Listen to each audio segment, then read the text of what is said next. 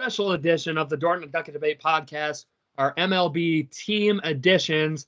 I am Lucas Dorton. I am joined by my boy, Brett LaBore. Brett, how is it going?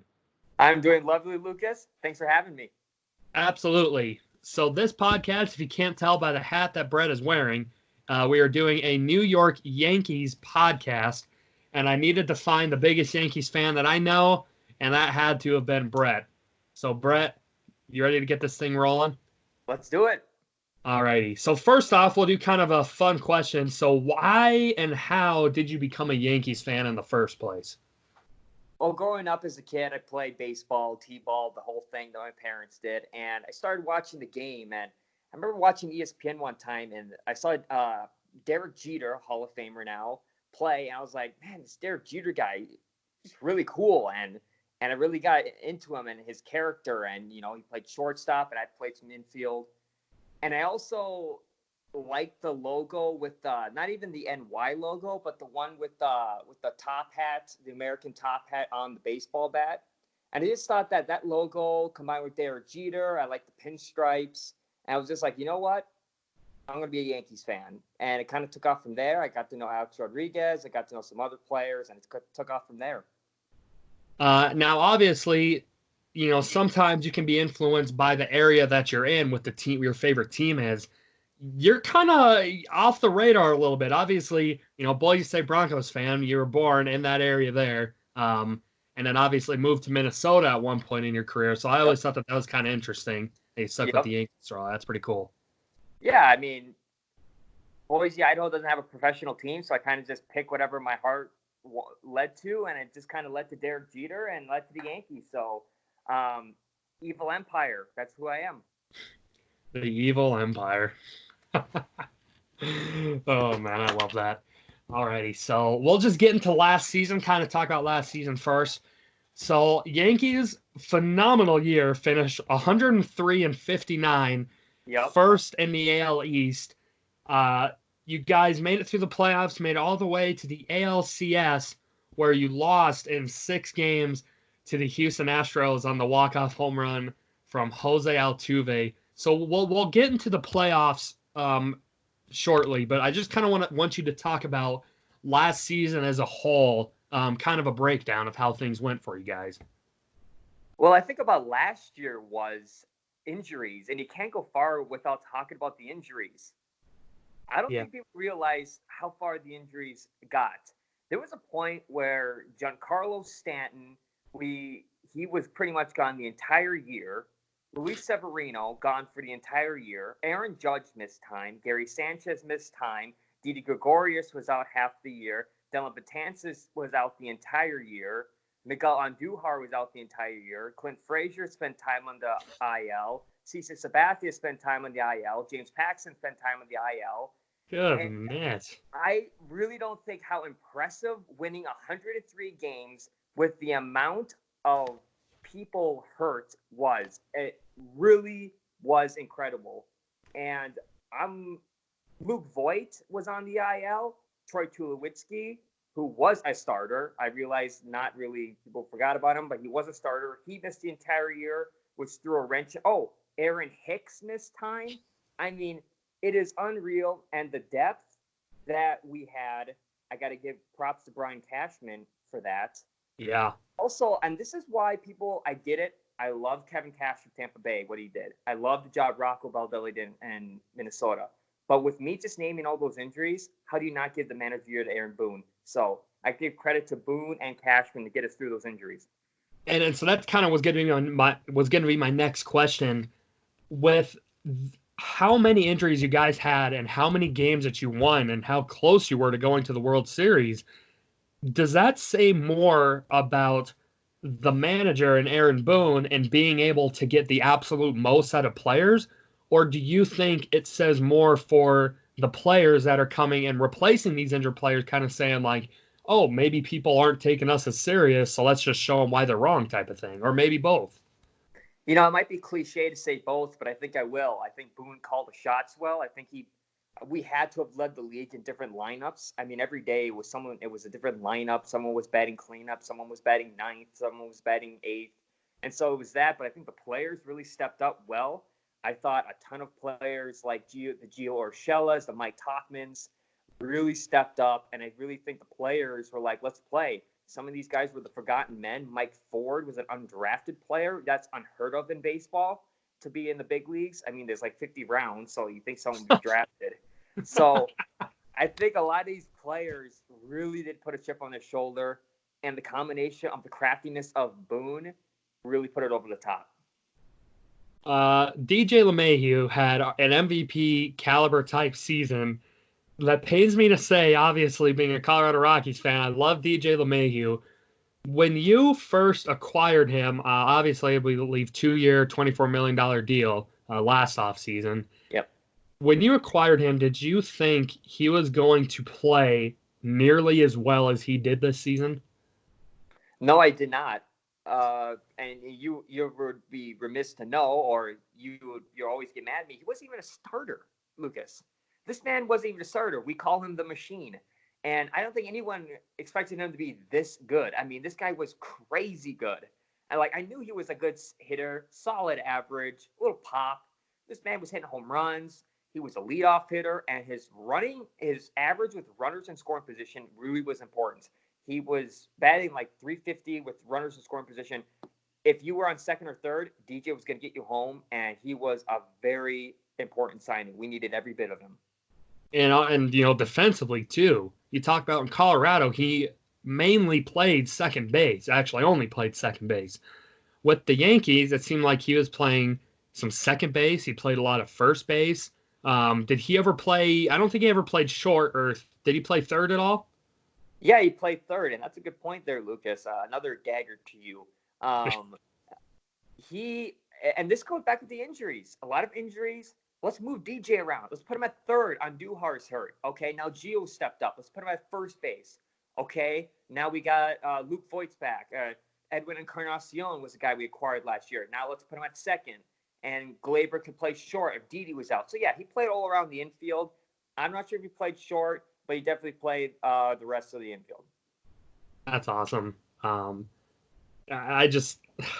love DJ. He was one of my favorite players, and Yankees are a team that a lot of people don't like, but it was hard for me to cheer against DJ LeMahieu. Yep. Just because of how much he meant to me on the Rockies, and it's nice to see him getting respect that he should be getting on the Yankees now. Yeah, and I think that now he's going to be an even important role. We're talking about extending his contract, talk about an MVP guy, maybe a Silver Slugger candidate. Obviously, he's got a good spring training. Really looking forward to him having a second year in the Bronx, hopefully leading us to a World Series championship. So, again, last season you mentioned a lot of injuries. A guy that has really not been healthy so far since he's been on the Yankees is Giancarlo Stanton. Now, are you, I guess, when the Yankees first acquired Stanton, how did you feel? Like what was your initial reaction when you found out that you got Giancarlo? Stunned, actually. I never forget it. I was in senior year of college, and the rumors started circulating, and this is coming off his 59 home run season, if I'm not mistaken. And I was like, we're really going to get this guy with Aaron Judge? We're going to get 2 MVPs in there, or one nearly MVP, one 59 home run guy? And I couldn't. I was amazed. I want to get his jersey. I mean, Stan is a beast, and I was like, we got this guy. Let's go. We could be unstoppable. And now it's like, I don't know. Yeah. Are the Yankees, do you think, are they regretting making that trade at all? I mean, obviously it's hard to say regret because when the guy plays, he matches. It's not like he's every time he comes in, don't get me wrong, he has his fair share of strikeouts. But it seems like for every strikeout, he hits a 480-foot home run to kind of make up for it. Yeah. Do you think personally that the Yankees are regretting this trade at all? Because he has really not been on the field. You know what, Lucas? I would actually ask me that question in middle of the season, and here's why. Because I think we liked what we saw from him in his first year, 2018. Last year, injuries. Okay, they happen. I'd rather have you be injured than you batting 220.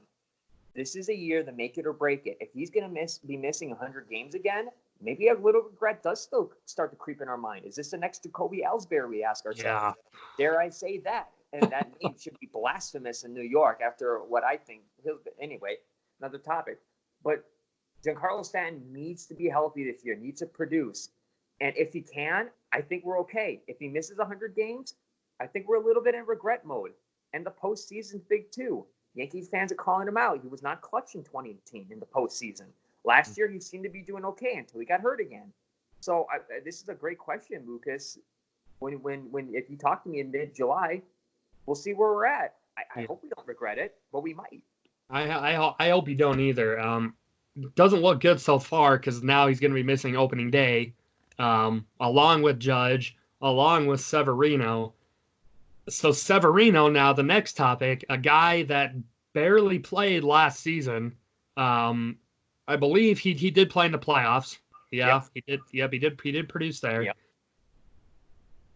Now, obviously you're going to have a little bit of a longer leash for Severino just because he hasn't been in the league as long as Stanton has. And when he goes out there, he balls out. There are some games that he pitched last season where he was looking kind of shaky when he did play. Now it looks like Tommy John is probably going to be in Severino's near future. Yeah. How much of a blow is this to the Yankees? Obviously, you guys won 105 games essentially without him. Right. So do you think that'll impact the Yankees much, or do you think it will impact them a ton?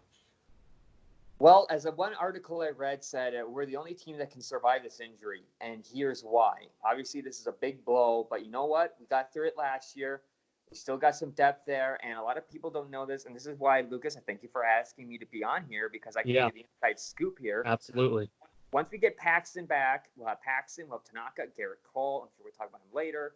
Very excited about that. But we got some young guys here coming up that you might not know. Jordan Montgomery, recovering from Tommy John last year. He's 100% healthy. I can't wait to see what he can do. That's one name. Another name is Debbie Garcia, a young prospect. He's about, let's see, I got my notes here. Not even about 21 years old. Looking forward to seeing what this guy can do. Maybe he can step up for us this year. Domingo Germán will be coming back for suspension later in the year, and he'll have plenty of time to get warmed up. A guy I like to call Lasagna, Jonathan Loaizaga, has a ton of potential. This guy is really coming on strong. I think he's going to be the next Domingo Germán. I say that in that his stats weren't sexy the last couple of years, but his stuff has gotten better. And I'm looking for him to win 13 games, 14, 15, wow. ERA in the low fours. So when you look at guys that are going to step up, I think we'll be all right. We got an offense. We got 3 solid pitchers. Most people dream of having an offense and 3 starting pitchers. So with Severino, we could have been dominant and let's go home, as Kenny the Jet Smith says.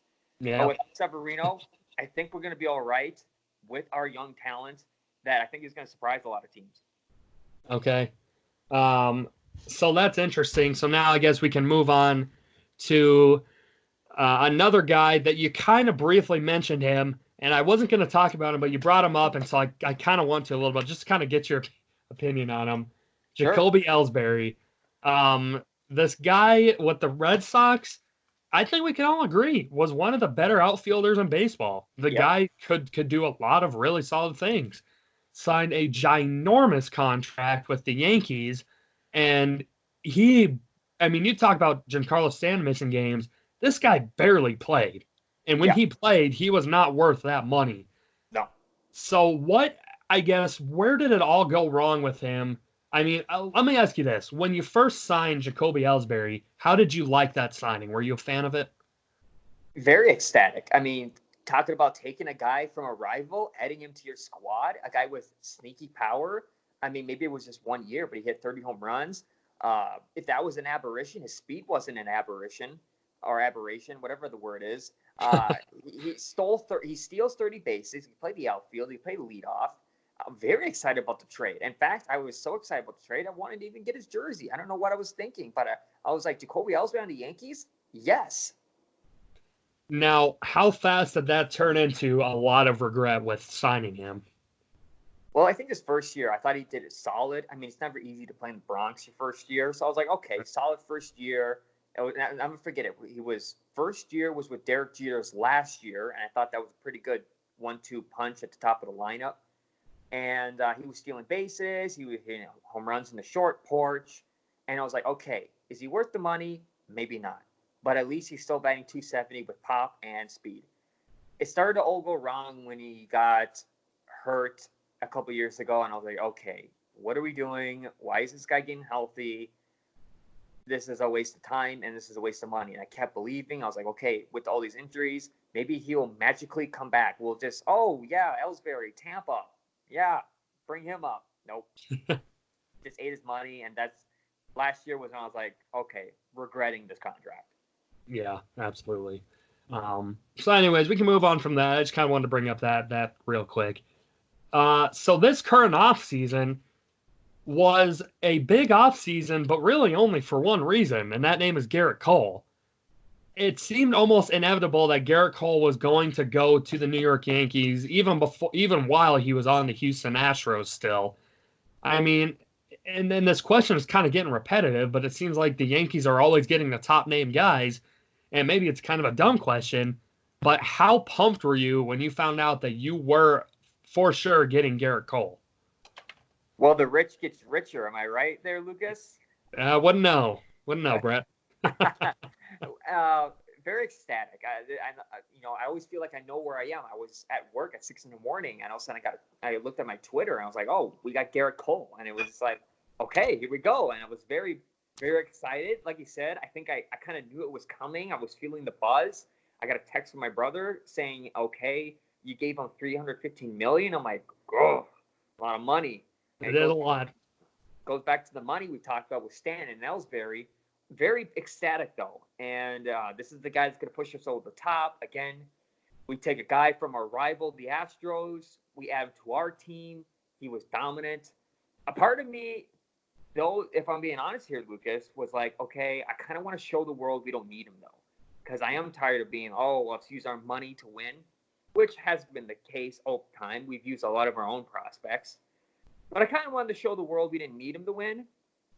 But as I thought about it some more, I'm not going to argue that he's on our team. Right. I mean, it's going to be a great signing. And I was just like kind of doing a little fist pumping to myself. And I think the Death Star just got even more stronger. Oh, man. You guys truly are the evil empire. That's for sure. The rich get richer. Yep. But besides that, I mean, was there really any other big, maybe not big signings, because it's hard to get bigger than Garrett Cole. Right. But I guess maybe under the radar signings, under the radar moves that the Yankees made this offseason that maybe other people don't know about? You know what, Lucas? As I was thinking about this earlier, we didn't make a ton of moves. We kind of just spent our money here on Garrett Cole. What are the storylines was guys we didn't bring back? Didi Gregorius went to the Phillies. Yeah. Or the Empire. I mean, a lot of people, as I look on Twitter and fan reactions, are really disappointed about that we didn't get Didi back.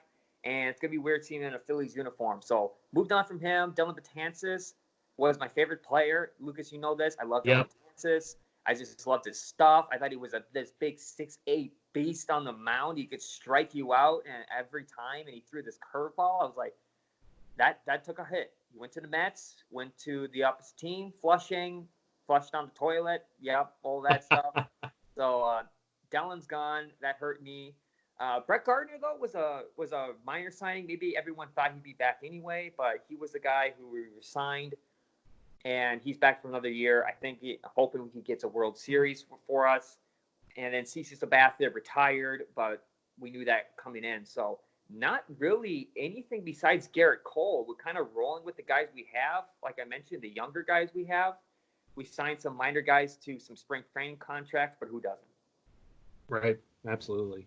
So that's interesting for sure. Yeah, I mean, like you said, you don't really need to do much more when you get Garrett Cole and you won 105 games a year before. I mean, right. I don't think there's much more you need to do. Clint Frazier is a guy that has been a top prospect. He's been up in the big leagues at some point, He's been down in the big leagues at some point. Do you think this is the season that the Yankees finally give him that the full playing opportunity and actually let him play in a decent amount of games? Now it's tough, obviously. Giancarlo Stanton being out there, if when he plays the outfield, Aaron Judge when he's in the outfield, Yeah. Gardner. Do you see Clint Frazier having a big role on the Yankees this year, or do you think maybe even he gets traded at some point?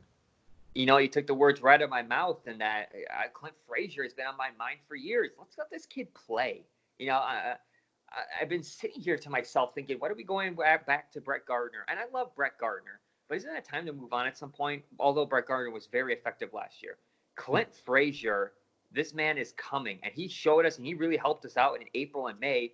That transition, we were struggling with injuries, and he helped us get from April to mid-May, and we're like, okay, we're going to make it out of this. Then he got hurt, and then Judge came back, and then we kind of rolled with the injuries. Clint Frazier needs to play, Lucas. He needs to play 140 games. He's got pop. He's got good at-bat awareness. He draws walks. He's having a great spring. Everyone worries about his defense. I'm willing to roll with the punches on defense. I think Clint Frazier needs a lot of playing time. I think he can hit 20-plus home runs, 20-plus doubles. I really like Clint Frazier. I'm glad you brought this up because I've been begging for him to get playing time because he needs to be in a rhythm. The more you spend him in Tampa or on Scranton Island, AAA, the more time that's going to be wasting his potential, making him more of a trade target. Let's play this guy once and for all because I think he's going to show people he's a beast. Yeah, I agree 100%. And you, especially confidence, that's a huge thing to have in anything that you do. Clint Frazier does not lack any confidence. He is very much up there as far as that goes, and he knows he's a decent player. Yankees just need to give him a chance. I agree. And I hope they do that this season because he is a good talent, that's for sure. Yeah, even if it's like maybe, and this is a blessing in disguise with Stanton Judge, and even if it's a DH role, let's just get him playing and get him at bats, get him in the lineup. Obviously, there's a log jam with Mike Tauchman out there as well with Brett Gardner, but just finding him the way to get on the field, anything. Yeah. Aaron Boone, we've kind of mentioned him before a little bit at the beginning of the show.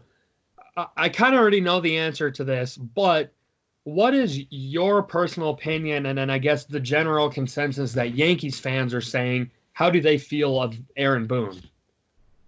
I mean, I think Aaron Boone's done a great job. I mean, sometimes for me personally, he's a little quick to take out pitchers for starters. That seems to be the new tactic nowadays. I mean, I like to see him go 7, 8 innings. Sometimes it's like 6 and you're done, even if you only had 80 pitches. I get it. We have an elite bullpen. But other than that, I think guys like him. I think he brings energy. He's poised. He really fights for his guys. And I really like, shout out to John Boy, Twitter, who really likes to read people's lips and figure out what they're saying. The epic rant, our guys were effing savages and the effing box. Aaron Boone fights for his players, fights for his guys, and that rant was awesome. Fired the guys up. He's a perfect manager nowadays with younger talent, young team, analytics, all that stuff. And I think he pulls the strings pretty well. Haven't heard a lot of, we always talk about Lucas about Twitter. And I hate to bring up Twitter a lot. Maybe I'm just a 21st century guy in how, Tennessee, fire him at halftime. Always talk, time to fire the coach, down 21-17. It's such a quick, let's get rid of him mentality. I haven't heard a lot of beef with Aaron Boone, and I think that's a good thing, and I think we all like him. That's good. Joe Girardi, what was kind of the consensus around him? Well, I think, again, people like Joe Girardi. I think the thing with Joe Girardi was he was a little old-fashioned, or sometimes I felt like he always made that one bad move. Now, it's always hindsight 2020. He didn't make a challenge in the 2017 playoff game against the Indians, cost us game 2 of the ALDS. Obviously, we came back, so it was meant to be whatever you want to say. But sometimes he just didn't make the right calls. And I felt like sometimes he got stabbed in the back by fans, by the scapegoat type thing where why did Joe Girardi do this? Why did Joe Girardi do that? I don't think he got enough praise for the good things he did. He was one of those guys where we don't praise him when he's good. We kick him when he's bad. But he did help us win our 27th World Series championship. So I think for the most part, it was good things on Joe Girardi. For sure. And I like Joe Girardi too. He was on the inaugural team for the Colorado Rockies in 1993, was our catcher. Absolutely. So definitely love Joe Girardi there for sure. I think he'll do a great job with the Phillies. I do too. I think that'll be kind of the guy that they needed. I think they'll enjoy that one for sure. So before we get into predictions for next season, I guess this upcoming season in about a few weeks now, I did want you to kind of go back 2017. Go there now. Okay. 2017, you guys a game away from going to the World Series against the Houston Astros, and you lost. Obviously, Houston Astros ended up winning the World Series that year. Everybody who doesn't know, which I'm not entirely sure how you wouldn't by now, but just in case, with the whole Houston Astros sign stealing thing goes, I haven't really heard specifically from a Yankees fan how they felt about the whole thing. So, Brett, now you being the Yankees fan that I have on here, I want you, go ahead, take center stage and just please go off, please. That's called banging, bang, bang, bang. And that's what the Astros were doing in 2017. Look, I'm as mad as anyone. I was really mad we didn't get a chance to go to the World Series. That was a team that, when you look back on it, you think, how were we a World Series team? Jacoby Ellsbury was on that team, on the bench, back when he was healthy. We had Chase Headley, Starlin Castro, one of my favorite players. We had all these random guys. I was like, we're going to go to the World Series. Oh, no. We find out that there's cheating going on. And, of course, my team's getting screwed. And, again, why does this happen to us? We could have beaten, I don't even know what was it, 2017. Who did they even play? I can't remember. That was the Dodgers. Dodgers, yeah. We could have beaten the Dodgers. Very upsetting, Lucas. This is a team that was a very good team, and the Astros were elite that year. Wonder why we won 3-0 games in the Bronx. Oh, yeah, because they didn't have their center field camera, Lucas. This is a team that used their home field. They were 4-0 in Houston, 0-3 in New York. We slaughtered them in New York. In fact, the crowd noise, George Springer said, the Bronx gets to you. Really does. Those games weren't even close. Even the games in Houston were close. The games they won, Game 2 was the walk-off hit by Correa. That game was close. Verlander, Game 1 was close. This team might have been better if it wasn't for the cheating by the Astros. Really screwed us out of a potential chance for a World Series. That can't be overlooked. It cannot be overstated. And it really frustrates me when you hear stuff like that coming out, because we play the game the fair way. And you know this much as anyone, Lucas. If this was the Yankees getting caught, imagine the bloodshed that would be on us. Do you mention? Yeah. We already get the hate as it is. So when I hear other people doing other things illegally, they should be getting punished. And another thing is Altuve won the MVP. I really think Judge was second runner-up. It was close, too. If it wasn't for that, I get it. Correa said Altuve wasn't in on it. Yeah, my butt. Not believing in that at all. Either way, Judge definitely looks like he might have won it now. Even Judge took down his Twitter post congratulating Altuve. Let's just say that it's a real bummer that we didn't have a chance with that team and that guy's kind of a random hodgepodge of Yankees to go to the World Series and compete when there is potential, in fact, not potential, definitely cheating going on. And I think, Lucas, as much as my rant is going on, as a baseball fan, I'm sure you're frustrated as well. Yeah. Oh, and absolutely. And Kevin briefly brought it up too, and we recorded earlier about it too. He said it, it's not a good look for baseball. Baseball doesn't get a lot of coverage in comparison to NFL, NBA goes. And now this is something that's brought up. Now, I will say, I think for the most part, all publicity is good publicity, because now baseball is getting talked about a lot on a bunch of huge platforms, which in that regards, it's, people are going to be looking in this year, see how many Astros players gets hit. Yeah. but it truly is frustrating. I'm not anywhere close to a New York Yankees supporter, Brett, and you know that. Yep. I cheer for their downfall any opportunity that I can. Fair. Um, but it's one of these things where if this season the Yankees and the Astros were to play each other in the ALCS, maybe I'm pulling for the Yankees. Why not, Lucas? I hop on, do I dare say the bandwagon? Or maybe I should say hop on the cruiser and come to the Death Star with us. I mean, this is going to be a fun season. We're coming for Houston. I would be shocked if we weren't in the World Series, but I really think that you're going to put more of an edge on our shoulders. If we're playing the Houston in the playoffs, Oh, good luck. I mean, we were already motivated as it was, losing to them 2 years in a row, or 2 out of the last 3 times. Here we come, Lucas. And please cheer for us. Join the party. They're now the bad guys. yeah, they are. Now, obviously, moving on to last MLB playoffs, again losing to the Astros. Jose Altuve hitting a walk-off home run against Aroldis Chapman to go to the World Series. Now, the buzzers, something that was Yes. talked about. Nobody knows for sure. Did they have buzzers? Did they not have buzzers? What is your personal opinion about that? Glad you brought this up. And I like to point out to the fact Tom Verducci, interview agent Hinch, did you use buzzers? He didn't even say no. He said MLB did not find anything in their investigation. Well, if you get caught for a crime, you can either say yes or no. You're going to defend yourself and say no. Even if you're lying, you say Yeah, no. He yeah, didn't even lie or defend himself and being honest and saying no, we did not. That tells me yes, they were using buzzers in one sort way or another. And I think they asked Correa, MLB did not find anything in investigation. Or they asked Altuve the same question. None of them said, no, we did not. Why would you, if you didn't use buzzers, you would say no. So in my fact, some way, shape, or form, they were using buzzers. And I really think that Altuve might have had something to do with that in his walk-off home run on Aroldis Chapman. I mean, you don't just pick your spot on Chapman and just hit it 400 feet that easily. Now, Altuve is a heck of a hitter. I get it. But it looked too easy, like he knew exactly what was coming. But point is, that was disappointing last year. I think there was something else going on.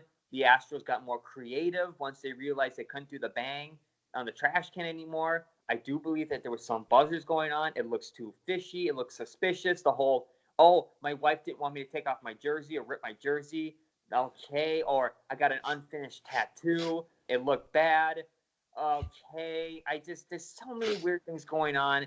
And you can't tell me that you're just going to pop a 400-foot home run on a Chapman slider like that, saying, I don't want my jersey taken off. I absolutely think that there were some buzzers going on, which even makes me more mad because we made a great comeback in that game.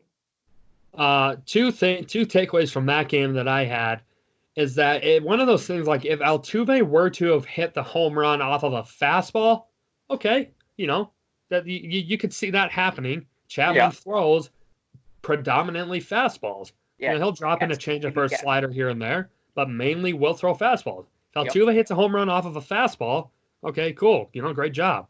But Yeah. the fact that it was not a fastball, it was a slider, and not like the slider was in or like right down the middle. The slider was up, and he Yeah. just absolutely walloped it. Yeah.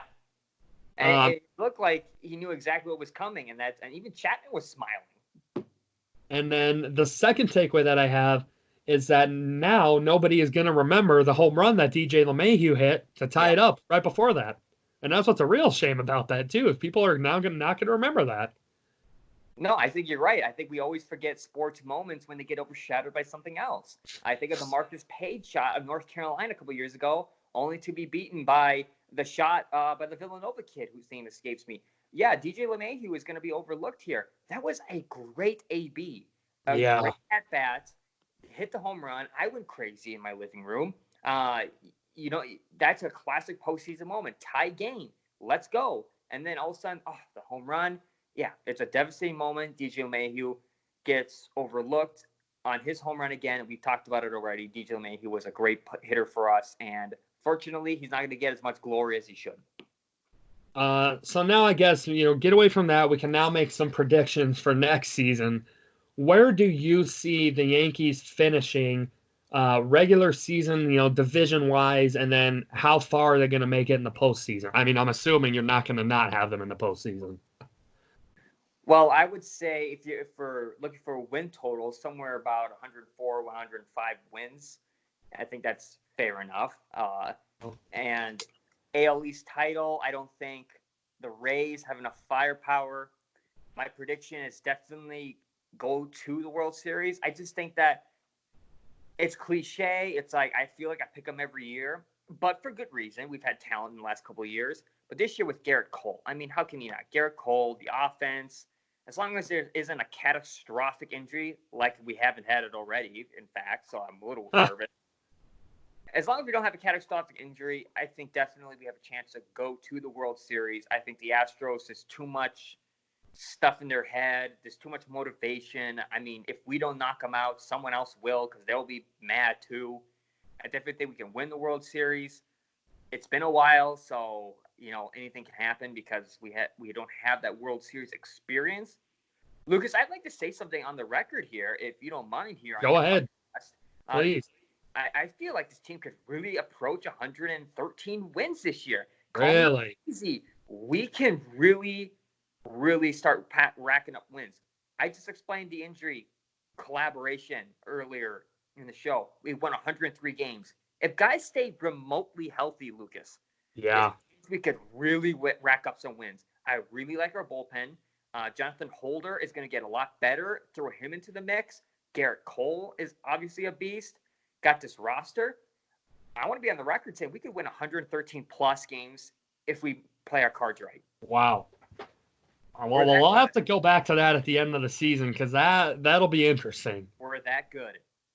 I think that my prediction is I think the Yankees will win pretty close. Probably around 100 games. Yeah. I'm not going to go crazy and say 113. Now, would I be shocked if that did happen? No, absolutely not. But I think realistic numbers around 100 wins. Definitely going to win the AL East. Tampa, solid team, but I don't think they're going to be able to compete with them as much as a lot of people think they might.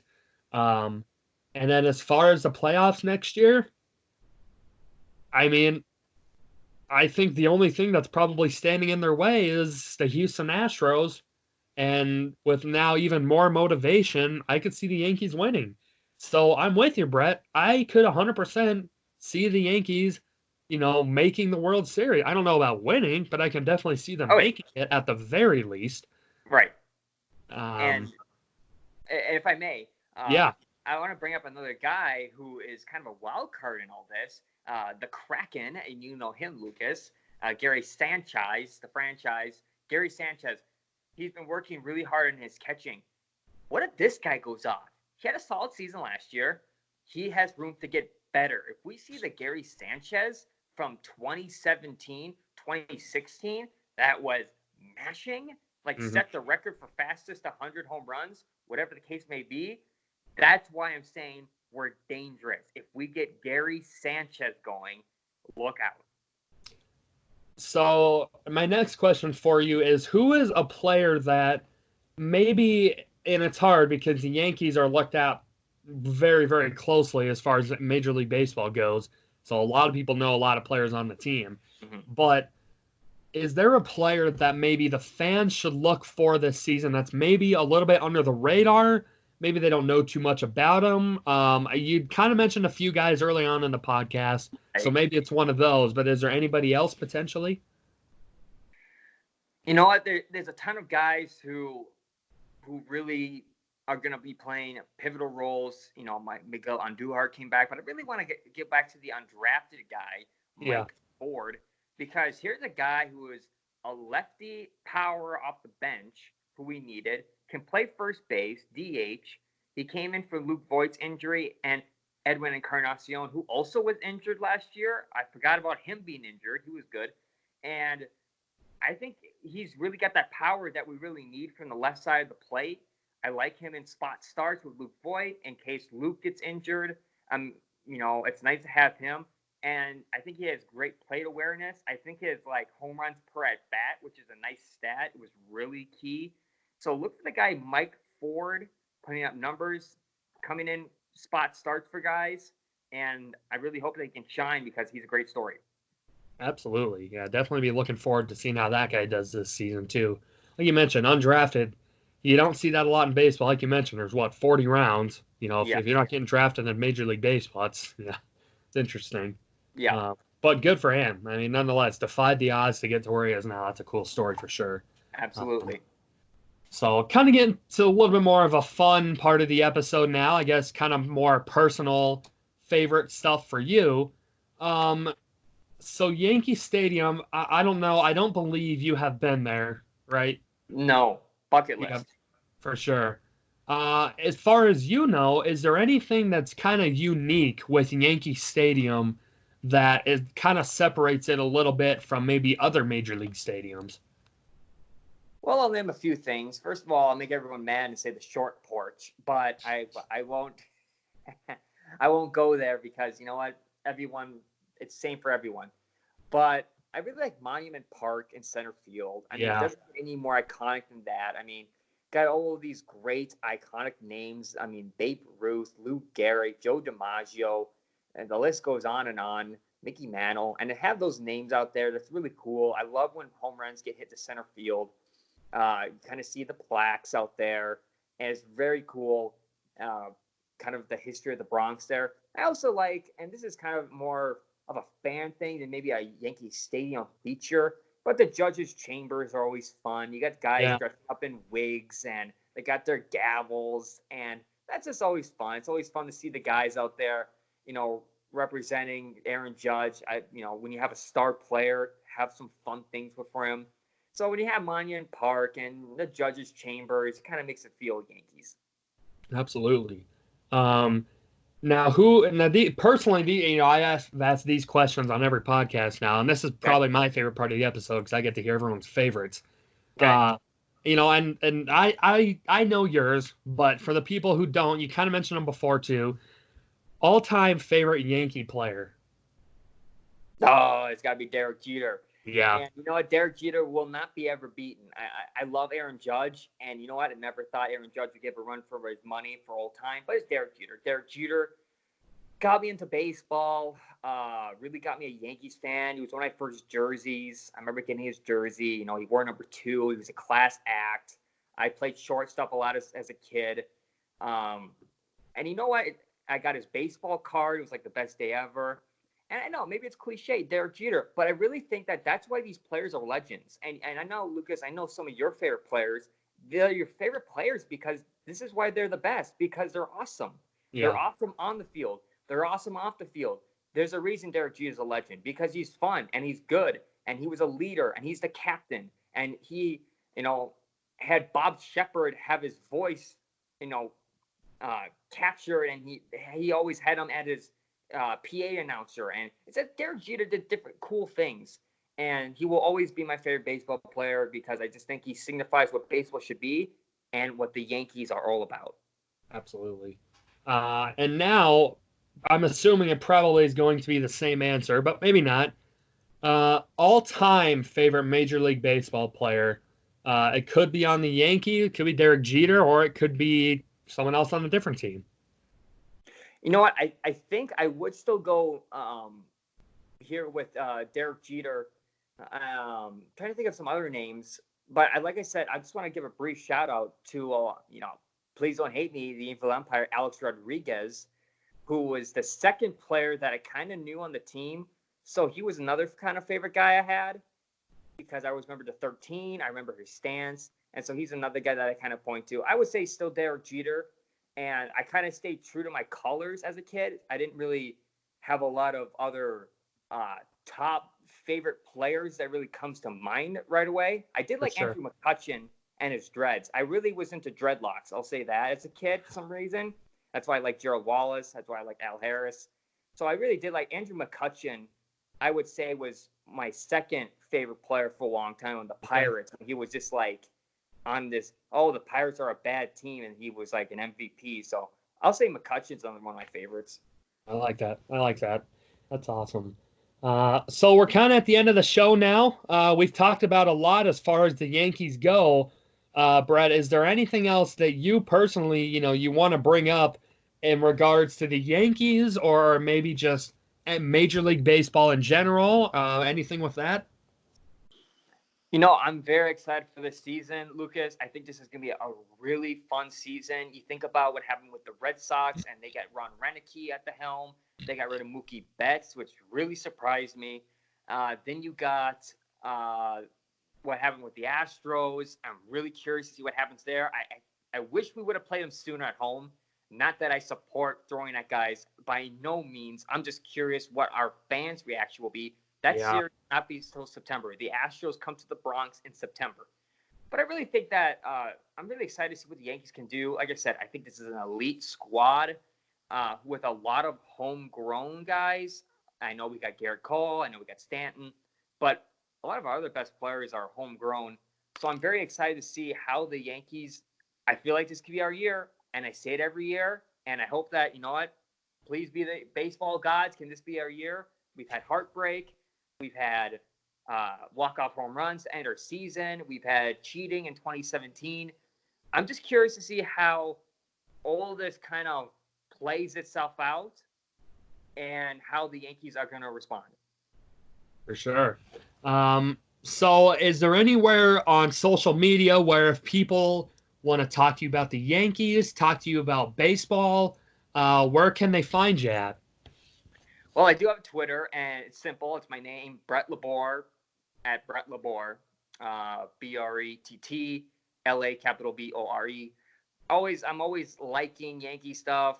Always, I don't do a lot of tweeting, but I always check my likes. I'm always liking the biggest news, the biggest game. So, yeah, that's my name, Brett LaBore. That's my Twitter handle. I keep it short, keep it simple.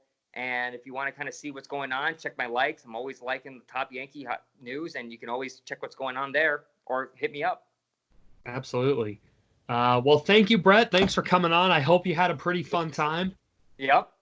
This has been a blast. Thanks for having me. Absolutely. Well, definitely for sure going to have you on in the future to talk not just baseball. You are a very, as far as sports wise go, Brett, you're definitely up there in sports knowledge. So you will be on in the future for sure. Appreciate that, Lucas. You're a good friend, and this is fun. Love talking about sports. It's a passion of mine. Absolutely. Absolutely. Also, folks, Brett LaBore, sports writer for his local town that he's living in now in Wisconsin. So definitely, the off chance that someone big time is listening to this, give Brett LaBore a chance. Sports writing, Yep. like I said, knows what he's doing. He does a great job. So definitely give him a chance with that. But as far as that goes, if you want to find myself or Nick on Twitter, I'm at Lucas_Dorton, capital L, capital D. If you want to find Nick on Twitter, you can find him at Doetkott. And then the Twitter page that we have is at DND_podcast, capital D's, capital P for that. Once again, Brett, thank you so much for coming on, talking some Yankees. It was a great time. But as for Brett LaBore and myself, Lucas Dorton, we are out.